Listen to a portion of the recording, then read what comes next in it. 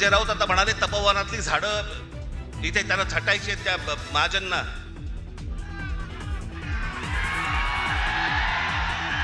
अहो लाकूड तोड्या बरा होता. नाशिकच्या तपोवनातील वृक्ष छाटताना पक्षाच्या निष्ठावान कार्यकर्त्यांना छाटलं. राज ठाकरेंचं गिरीश महाजनांवर टीकास्त्र.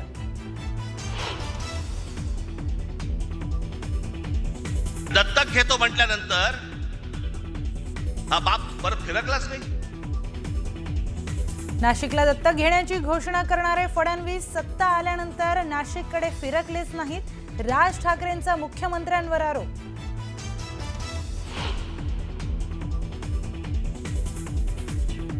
काँग्रेस सोबत युती केली तर आमच्यावर हिंदुत्व सोडल्याची टीका करता. मग अकोट आणि अंबरनाथ मध्ये तुम्ही काय सोडलं? उद्धव ठाकरेंची भाजपवर टीका.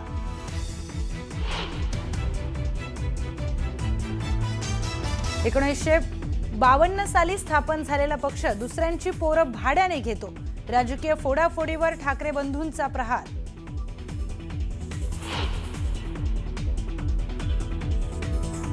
बीड आणि परळी नगरपालिकेत नवीन राजकीय समीकरण. गटनेत्यांच्या निवडणुकीत शिवसेना राष्ट्रवादीची MIM सोबत युती.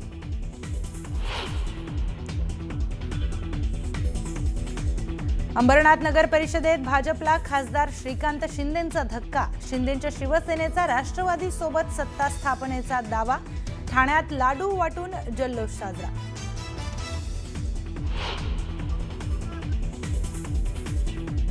तर भाजपने जर परवानगी दिली ना तर एकनाथ शिंदेचा टांगा पण पलटी करेल आणि घोडे पण बेपत्ता करून टाकेल. फरार नाही, बेपत्ता करून टाकेल. एकनाथ शिंदेंनी मला हलक्यात घेऊ नये. न्यूज 18 लोकमतला दिलेल्या विशेष मुलाखतीत गणेश नाईकांचं मोठं विधान.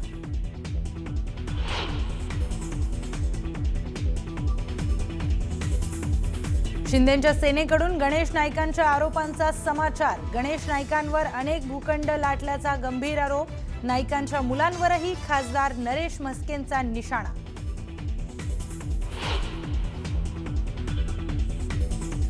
विलासरावांचं नाव पुसून टाकू असं कोणी जर म्हणत असेल तर असं वक्तव्य महाराष्ट्र कदापि सहन करणार नाही. अजित पवारांची रवींद्र चव्हाणांवर नाव न घेता टीका.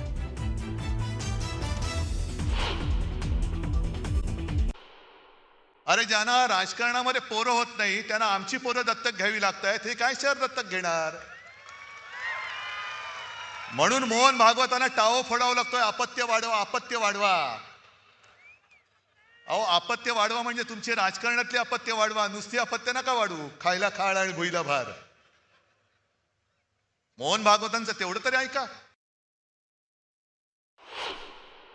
तिकडे सुधीर मुनगट्टीवार बोललेत की शनी शिंगणापूर आणि भाजपला दरवाजेच नाहीयेत.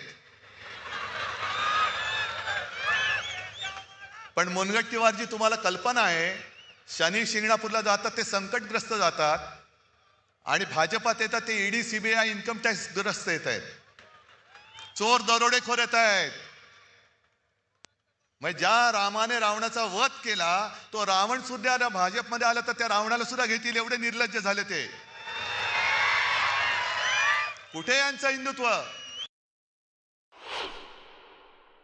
भाजपने पाठीत वार केला म्हणून काँग्रेस बरोबर गेलो होतो आणि मी काँग्रेस सोबत गेलो तर उद्धव ठाकरेंनी हिंदुत्व सोडलं. मग भाजपने अकोटमध्ये MIM बरोबर युती केली. तेव्हा काय सुटलं नाही तुमचं? का मुळात नव्हतंच सुटायला काही? MIM बरोबर अकोटमध्ये युती केली.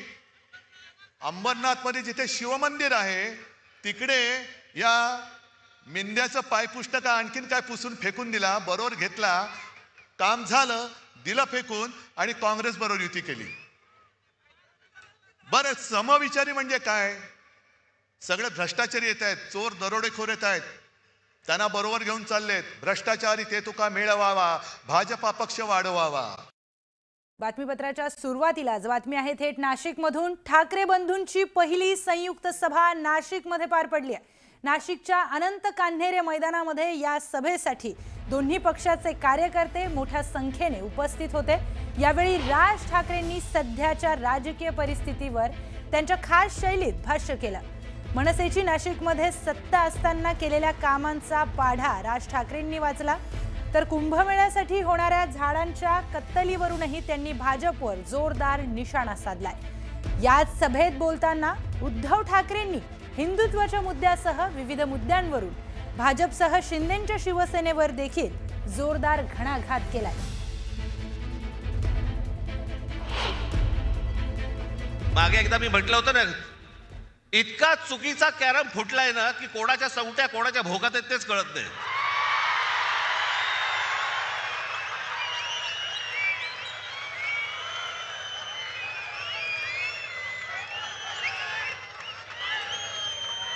प्रत्येकाला विचारलं लागतं आज कुठे. काही जण तर वेडे पिसे झालेत, वेडे पिसे. म्हणजे 52 साली जन्माला आलेला एक पक्ष 52 साली जनसंघ नावाने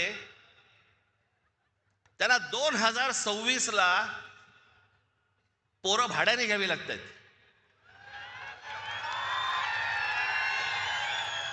तुमचे कार्यकर्ते, तुमची माणसं तुम्ही उभी केली होतीत ना, मग दुसऱ्यांची कशाला कडेवर घेऊन नाचताय.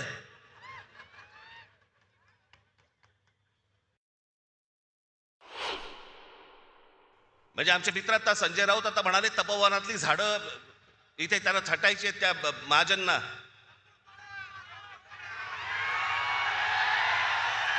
अहो लाकूड तोड्या बरा होता, पण झाडं पण छटायची ना. पण झाडं छाटायच्या अगोदर स्वतःच्या पक्षामधले कार्यकर्ते छाटले. या पक्षामधली लोक छाटली पहिली, बाहेरून झाडं मागवली आणि ती आता पक्षात लावतायत.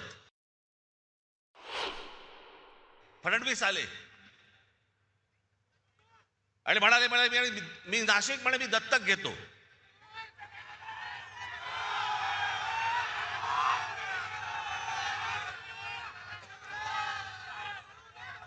आणि त्या सगळ्या गोष्टींना नाशिककर भुलले आणि आम्ही जी कामं करून ठेवली होती ती सगळे विसरले. आणि दत्तक घेतो म्हटल्यानंतर हा बाप परत फिरकलाच नाही. आज शिवसेना आणि महाराष्ट्र नवनिर्माण सेनेच्या हातामध्ये तुम्ही आज सत्ता देऊन बघा, तुम्हाला नाशिकमध्ये पुन्हा चमत्कार घडवल्याशिवाय मी राहणार नाही. हे सगळे इथे बसलेले सगळे जे आज उमेदवार आहेत, उद्याचे सगळे नगरसेवक असतील, पण सगळेजण तुम्ही जर ताकदीने आज उभे राहिलात आमच्या पाठीशी आणि बाकीच्या पेकाडात लाथ घातलीत, तो समोर बोर्ड दिसतोय मला तिकडे क्रिकेटचा, त्याच्यावर लिहिले टोटल. शिवसेना आणि महाराष्ट्र नवनिर्माण सेना यांचे नगरसेवक किती निवडून येणार, मला तिकडे 100चा आकडा पाहिजे मला त्या बोर्डावरती. कुठे टिकणार आहेत 1500 रुपये. मला आपल्याला फक्त एवढंच सांगायचंय, पुढच्या ज्या पिढ्या असतील, आज तुमची मुलं असतील, आज अनेक या महाराष्ट्रामधले अनेक उमेदवार आहेत किंवा अनेक लोक आहेत, त्यांची मुलं काय विचार करतील. काय आमच्या भवितव्याकडे आमच्याकडे कोणी बघितलं नाही का. आमचा बाप विकला गेला, आमच्या आईने पैसे घेतले आणि आमच्याकडे पुढे भविष्य जे आहे आमचं हे काही घडलंच नाही. आमची शहरं चांगली घडलीच नाहीत, शहरात राहण्यासारखं काहीच नाही. आज अनेक मुलं इथे, अनेक मुली, तरुण तरुणी आहेत, महाराष्ट्रामध्ये आहेत, देशामध्ये आहेत. का परदेशी जातात हो, कशासाठी परदेशी जात आहेत. शिक्षण तर इथेही मिळू शकतं, कदाचित नोकरीही इथे मिळू शकते, पण जात आहेत कशासाठी. सभोवतालचं वातावरण सगळं बकाल,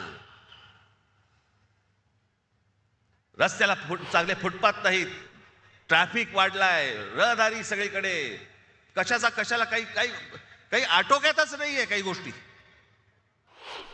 अशा लोकांच्या हातामध्ये तुम्ही शहरं देणार आहात.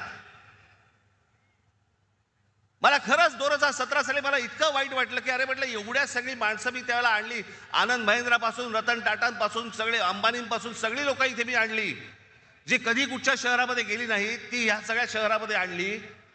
एवढे सगळे प्रकल्प, एवढ्या सगळ्या गोष्टी उभ्या केल्या आणि उभ्या केल्यानंतर पाहायला काय मला मिळालं, पराभव. आणि ज्या लोकांनी काहीच नाही केलं गेल्या 5 वर्षामध्ये त्यांच्या भूलथापांना बळी पडलात. आजही हेच चालू आहे त्यांचं. पैसे वाटायचे, बाकीच्या सगळ्या गोष्टी करायच्या, बोगस वोटिंग करायचं, घराघरात जाऊन पैसे वाटायचे. आज पैसे घ्यालो, किती दिवस टिकणार तुमच्याकडे, किती दिवस राहणार आहेत. पण तेवढ्याशा एका किमतीसाठी आपण अख्खं शहर दावडीला बांधतो आहोत. आपल्या चिल्ल्या पिल्ल्यांचं भवितव्य आपण दावडीला बांधतो आहोत, याचाही आपल्याला विसर पडला. कशासाठी निवडणुका लढवायच्या मग? राजकारण हा निवडणुका हा काय नुसता खेळ बनवून ठेवला का आपण? पैसे घ्यायचे आणि मतदान करायचं आणि मग 5 वर्ष बोंबलत राहायचं की ह्यांनी काही नाही केलं, ह्यांनी असंच केलं, ह्यांनी तसंच केलं, हे खोटं बोलले, परत 5 वर्षानंतर परत येणार, हे पैसे वाटणार. हाच खेळ खेळायचा असेल तर खेळा बाबा तुम्ही. तुम्हाला उत्तम शहर घडवायचं असेल, उत्तम भवितव्य घडवायचं असेल, आपल्या चिल्ल्या पिल्ल्यांचं देखील त्यांना असं वाटलं पाहिजे की या शहरात राहावं असं जर वाटत असेल, आज मी तुम्हाला सांगतोय, आज शिवसेना आणि महाराष्ट्र नवनिर्माण सेनेच्या हातामध्ये तुम्ही आज सत्ता देऊन बघा. तुम्हाला नाशिकमध्ये पुन्हा चमत्कार घडवल्याशिवाय मी राहणार नाही. हे सगळे इथे बसलेले सगळे जे आज उमेदवार आहेत, उद्याचे सगळे नगरसेवक असतील, पण सगळेजण तुम्ही जर ताकदीने आज उभे राहिलात आमच्या पाठीशी आणि बाकीच्या पेकाडात लाथ घातलीत, तो समोर बोर्ड दिसतोय मला तिकडे क्रिकेटचा, त्याच्यावर लिहिले टोटल. शिवसेना आणि महाराष्ट्र नवनिर्माण सेना यांचे नगरसेवक किती निवडून येणार, मला तिकडे 100चा आकडा पाहिजे मला त्या बोर्डावरती. कुठेही बेसावत राहू नका, कुठेही गाफील राहू नका, कुठेही विकले जाऊ नका, कुठच्याही जातीपातीच्या धर्माच्या कुठच्याही नावाखाली येऊ नका.